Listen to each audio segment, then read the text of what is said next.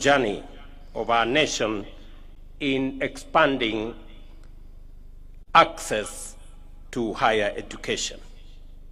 I recall with fondness my association with this university before it became what it is today. From its humble beginnings as a college of Sharia and Islamic studies in Thika, for its transformation into a full-fledged university in 2014, where I had again the privilege of opening phase 1 here in Kajiado. UMA has grown steadily, anchored on clear vision of academic excellence. And I want to say congratulations. Today, with the completion of this 10-story building, an investment of more than 1.4 billion, we see yet another bold step forward. This modern facility, designed to serve over 10,000 students, including 81 classrooms, 6 laboratories, and a 650-seater examination hall, a conference center, and a 416-seat auditorium, and much more. It is a symbol of ambition, resilience, and a deep commitment to nurturing future generations. Ladies and gentlemen, Kenya has made enormous strides in expanding access to higher education. Today, our country boasts 80 chartered universities, 30 of which are privately owned, and one of them being this great UMA University.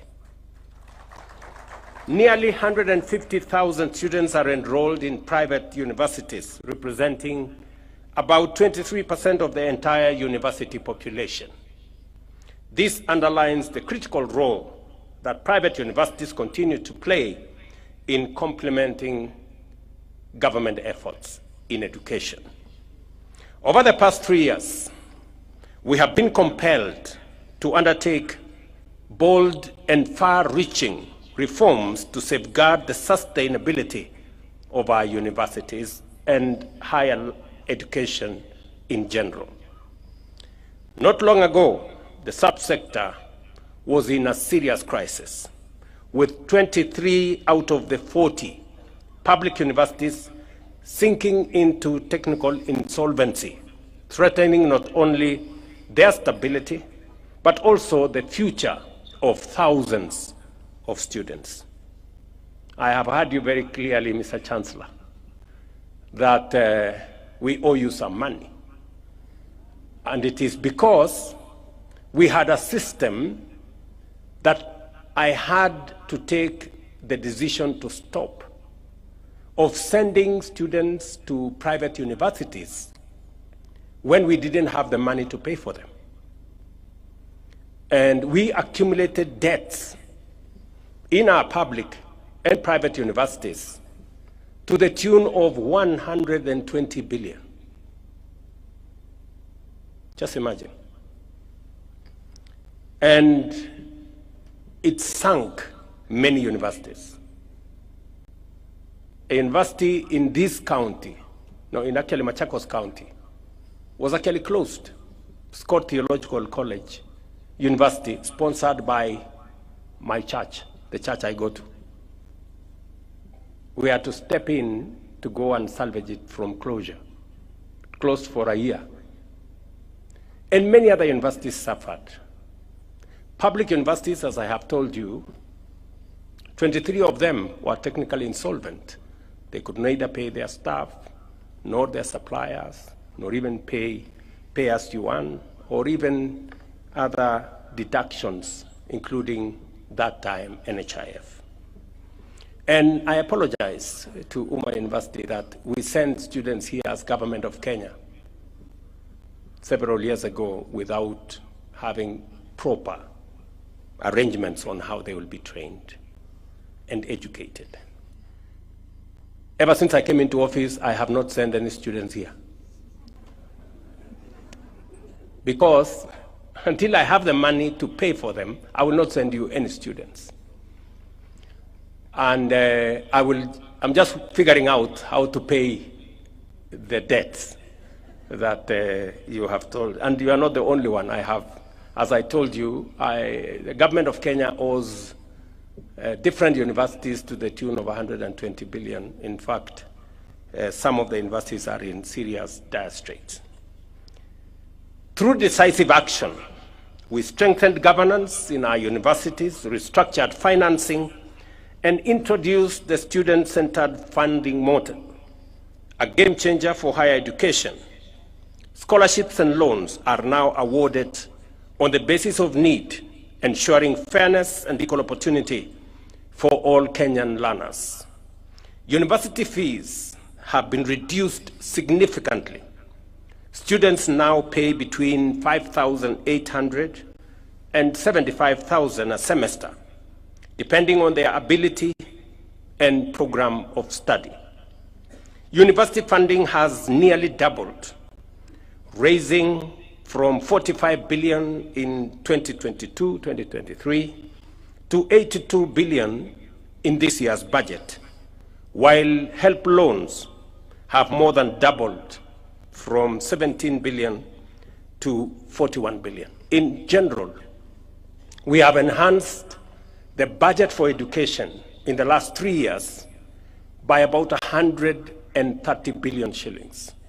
And it is because we believe that any nation, especially one like Kenya, where human capital is at the heart of transformation, must get its education right. It is the reason why we are deploying more resources to make sure that our education remains of good quality, accessible, and relevant.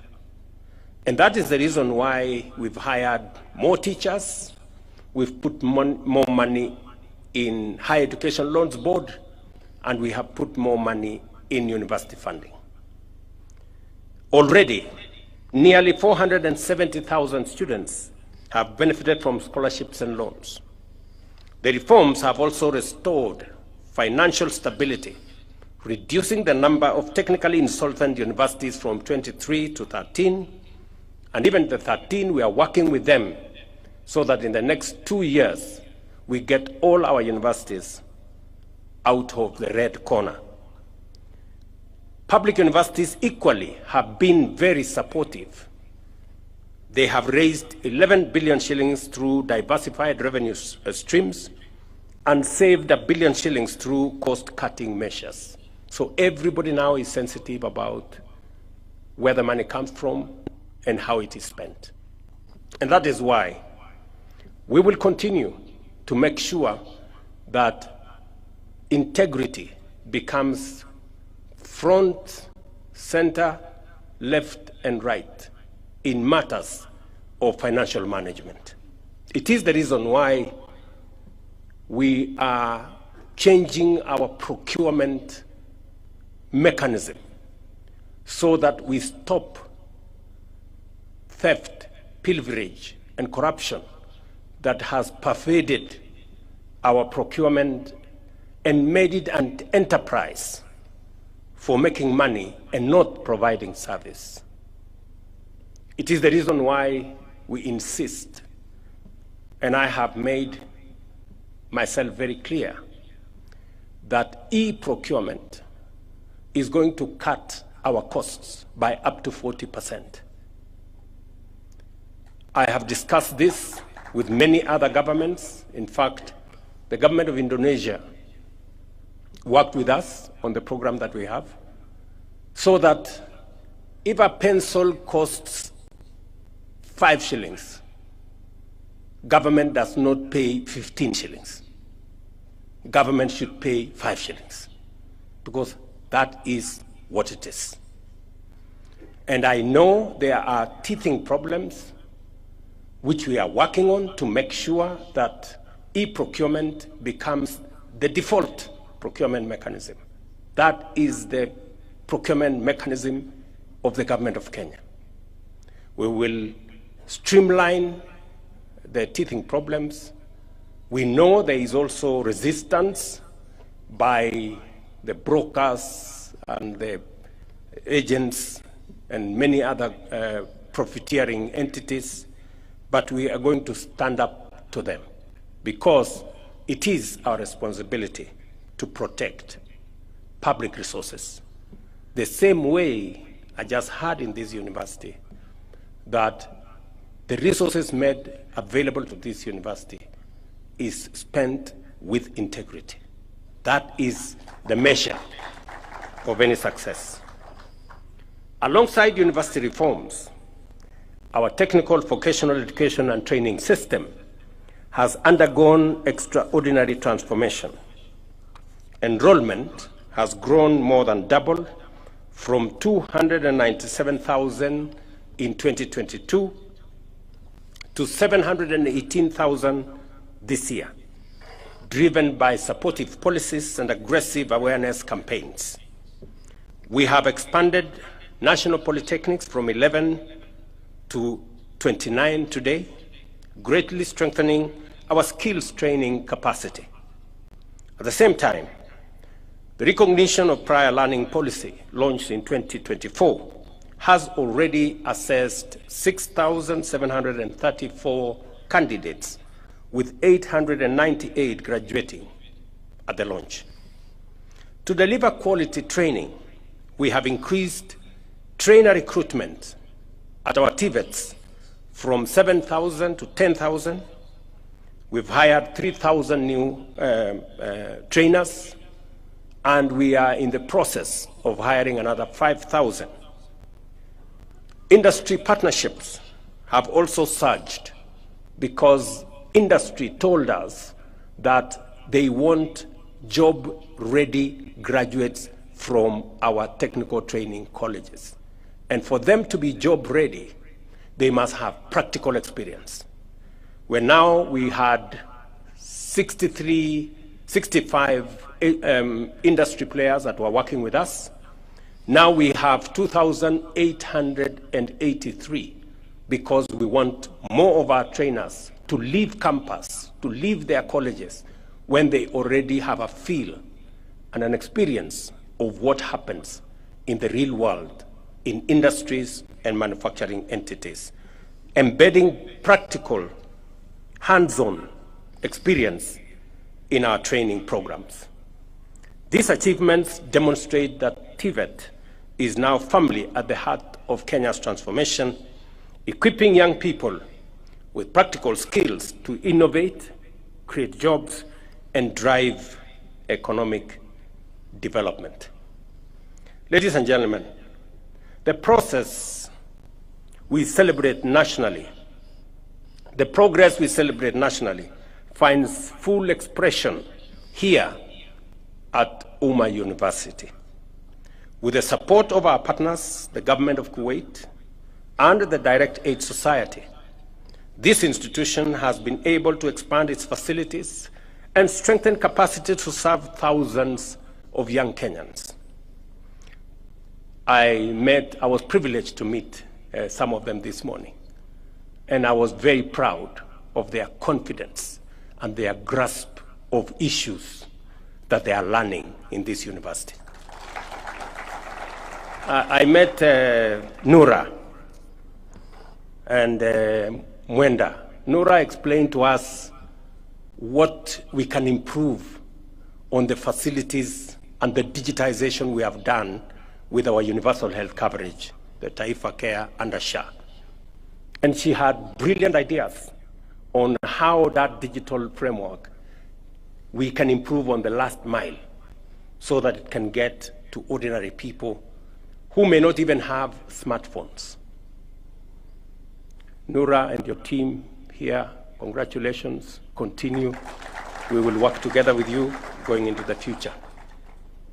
And I am very confident that Honorable Duale will have some space to discuss with you how what you're doing here can dovetail into the success we want to build out of our universal health care coverage. And maybe use this occasion to the defense of my former boss, the former president, to defend him that we should be a bit magnanimous to him. He did time, led our country, and the Linda Mama program was a great program. We developed it under the Jubilee administration, under the leadership of President Uhuru. We learned a lot from the Linda Mama program. And because of the experiences, because of the lessons learned from the Linda Mama program, we designed the Linda JAMII program, which was an improvement from the Linda Mama program. So Linda Mama was good. Linda JAMII is obviously better. And therefore, it is an improvement from what it was in terms of the scope, from just delivery of mothers, which was the primary target of Linda Mama. We've now improved it to cover prenatal, before the delivery, postnatal, the delivery itself, postnatal, and it's no longer targeting Mama. It is targeting JAMII. Mama plus the children plus the household. The figures have also increased. Actually, the figures have doubled from 2,000, between 2,000 and 2,500 to now 10,000 to 30,000. So we have enhanced the program, but we must accept that we learned the lessons from Linda Mama. That's why we designed a better Linda JAMII program. And we didn't stop at Linda JAMII. We have progressed it into universal health coverage, where we are now looking after the whole Kenyan community. And that is why the figures Aden Duale was saying, of 7 million beneficiaries to now 26.5 million beneficiaries, has become a reality because we are progressing from there. And therefore, Nora was very spot on as she told us about what to do with universal health coverage. I also met some gentleman called Mwenda. I think he was called Mwenda, somebody. And Mwenda explained to me what he thinks about affordable housing. Again, another flagship program that I believe in, because we've danced for too long around mediocrity. And it is time to elevate our standing as a nation. And he explained to us how the last mile of affordable housing can be worked on. And again, brilliant ideas on how we can, get our nation and focus on what kind of urbanization are we going to see in the future. Because urbanization is an imperative. In fact, globally, it is now documented that by 2050, the population, half the population of the world will be living in cities. And urbanization is even higher in Kenya than the global average, which means in Kenya, we will be having anywhere between 55 and 60% of citizens living in cities by 2050. It is up to us today to decide what kind of cities are they coming to stay in. Are they coming to live in slums, or are they going to come to live in organized households and livable cities? And that is why we are embarking on this program. And let me confirm that the good people I interacted with in this university, including Zainab.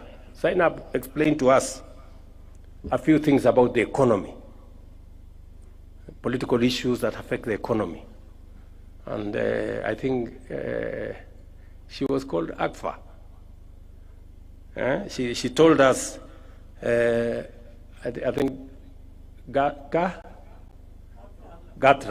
She explained to us about the economic issues that, affect investment, affect business, from interest rates to exchange rates to the modus of taxation and many other things.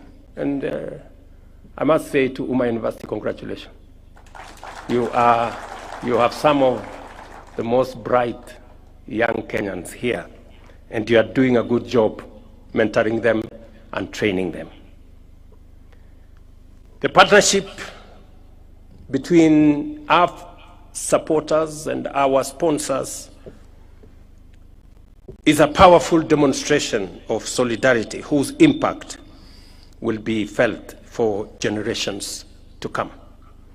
As we commission this new building, we are not just opening classrooms and offices. We are opening doors of opportunity. Today, we have also laid the foundation for phase 2, which will house the School of Engineering with 7 specialized programs, additional student housing, a medical school, and a teaching and referral hospital further down the road. I'm saying this so that the donors can see where we want this institution to go. And we are going to be your partners.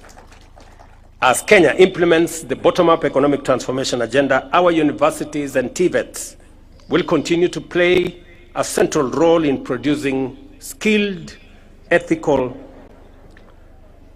and innovative graduates ready to create jobs, drive technology, and tackle the pressing challenges of our time. In conclusion, I congratulate the Uma University for this milestone. And before I tell you what kind of support we are going to work on, looking at the transformation of Uma University. And this is not the only university that I have come several times to support morally, sometimes financially. Last year, I went to Scott University, the one I told you that is sponsored by the Africa Inland Church. Last week, I was in Eastern University, sponsored by ABC Church. And today I'm here at Uma University. And I see the passion, I see the restlessness of the young people in Kenya as they look for education, as they look for knowledge, as they look for training. And it is the most perfect expression of what we need and a perfect reminder for us as policymakers and leaders. It is very important that at this point in time, we must have a reflection. In fact, it is an inflection point for us as Kenya. We must ask ourselves questions. Because just across, right here in the border of Kajiado, we have another university that is being built there, Kenya Advanced Institute of Science and Technology University. That university in Konza City here is being built by resources given to us, a soft loan given to us by South Korea. And they've given us a facility of 80 billion Kenya shillings to build the infrastructure, horizontal infrastructure in Konza, including the university in Konza. But just imagine, South Korea, which is now giving us 80 billion, in 1963 was exactly the same as Kenya. We had the same GDP. In fact, our GDP per capita was 80. The one of South Korea was 79. The same level of education. We had the same agricultural economy. Today, South Korea's economy is 20 times that of Kenya. And they have lent us money to build the university and the infrastructure in concert. We need to ask us some questions. The difference, where did South Korea get it right? And where did we get it wrong? That's the question we need to ask ourselves as Kenyans, and we need a conversation. We need a conversation as the citizens of this country. Because for far too long, and I want to say this in this university, talking to you and talking to my countrymen and women, the people of Kenya, for far too long, we have made peace with the usual, the ordinary, the simple, the average. When other people are doing things differently, it is time. Fellow Kenyans, it is time.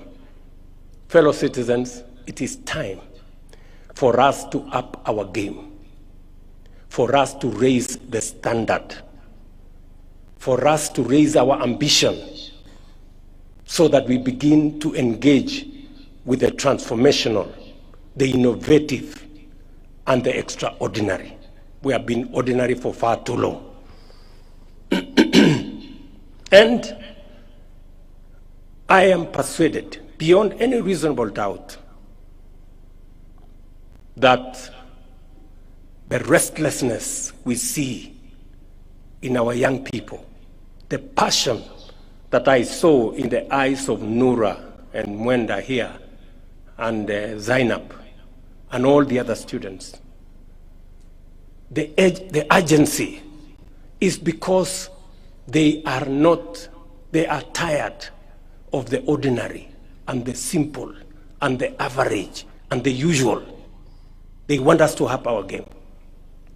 The difference between South Korea and us is one. It's not about resources, because they had the same resources as we do. It's not about money. They didn't have money the way we didn't have money. It's about leadership. That's the difference, leadership. So it's not about the people of Kenya. It's about us, the leaders, the people who have the opportunity to make decisions for the people of Kenya. What decisions are we making? That is what is important. Many of us want to make peace with little decisions, ordinary, average decisions, politically correct, and things like those. And that is why we cannot account for why others are where they are and we are where we are. So we must continue to push the limits. We've made good progress with our transformation of agriculture, with our transformation in education, with our transformation in health. We've made good progress with our affordable housing and markets and hostels, but that's just the foundation. We need to up our game. That is my belief. And we have what it takes. We have what it takes. This nation has what it takes. We have the human capital. We have the knowledge and ideas and passion. And that is why I have been leading from the front. Against all odds, very difficult circumstances. But slowly, people are beginning to appreciate that our economy is doing better. Inflation has come down. Our exchange rate has come down. Our dollar reserves have gone up. Our universities are doing better. We have more teachers in classrooms. Our food security is much more stable. We're beginning to get it right, but it is not enough. That is why we need to up our game. We need to be more creative and innovative. We need to do more on transformation so that we can do things in a different way and achieve the extraordinary. As government, we remain steadfast in supporting institutions of higher learning to ensure every young Kenyan has the chance to achieve their full potential. And I wish you well as the student fraternity and the entire Umma University as you pursue not the ordinary, not the simple, not the usual, not the average, as you pursue excellence. Thank you very much, and God bless you.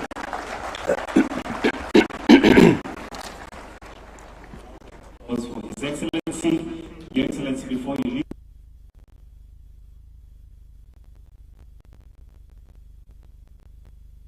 Maurice Aria Nyango, Susanna Oroko, Monica Nyango Rairo, and the late Francis Otho.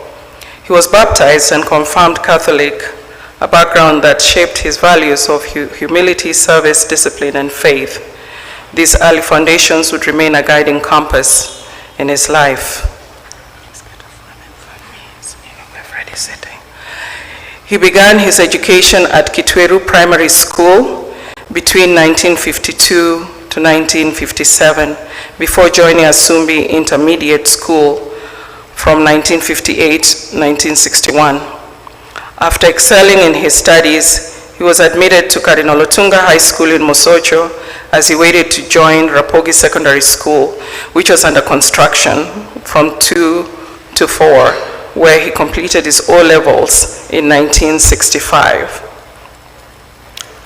From 1966 to 67, he attended Strathmore College for his A-levels before proceeding to Makerere University in Kampala, Uganda, where he pursued a Bachelor of Science in Applied Economics from 1968 to 1971. During his time there, he demonstrated early leadership qualities, serving as Vice President of the Luo Students' League from 1969 to 1970, and later as Minister of Finance in 1970 in the Makerere University Students' Guild. Governor Nyong'o was actually the president of the Students' Guild, and apparently he appointed him as the finance minister. I'm sure Governor Nyong'o will talk about that at the burial. In 1977, he registered for postgraduate studies in management, insurance, and finance at the University of Nairobi, qualifying in 1979. That same year, he became a fellow of the Chartered Insurance Institute, London, marking the beginning of his distinguished professional career. Marriage and family. Honorable Dalmas Otieno valued family deeply. In 1966, he married my mother, Mama Patricia Otieno, with whom they had 6 children: Frederick, myself, Lillian, Edwin, Lucas, William, and Peter. I was an only girl for a very long time. That's why I'm very tough. He then married my second stepmother, the late Jane Otieno, in 1980. And together they were blessed with 6 children: Kevin, the late Eflin, the late Isaiah, the late Joanne, and my sister Sylvia, and my other brother, Dalmas Jr. In 2013, he married my third stepmother, Dorothy Otieno, and together they have 3 children, my brothers Price, Ramogi, and Rayer. He was father-in-law to Joanne, or also known as Head Girl, Rose, the father of my children, Otieno Nyangweso, the late Victoria, Priscilla, Pamela, Simaloi, Ryle, Ambassador Richard Owade, EBS, Haron, Bernard, Sharon. He was grandfather to Dalmas Jr., Candy, Michael, Patricia, Melissa, Milka, Cindy, Jessica, Zoe, Trevor, Eddie Jr., Tamara, Amani, Robert, Matthew, Amor, Nenkai, Leshan, Tina, Nicole, John Jr., Rhea, Prater, Zawadi, Rio, Anthony Jr., Nelly, Amanda, Zaya, Miles, Jason, Jamie, Jeriah, Aidens, Sekani, Odell, Tito, Brittany, Dayton, Velma, Sylvia, and Trevor. That was a lot. We have to get everybody in. He was uncle to Dr. Valentino Koja, my sister Maureen, Felix, Papa, Peter, Lisa, Dr. Florence, I'm assuming has arrived, Naftali, Susan, Rachel, the late George Asao, and the Nyagudi family, Collins and the Okonga Rio, and the Rio family, Philip and Odoyo Owidi and the rest of the Widi family,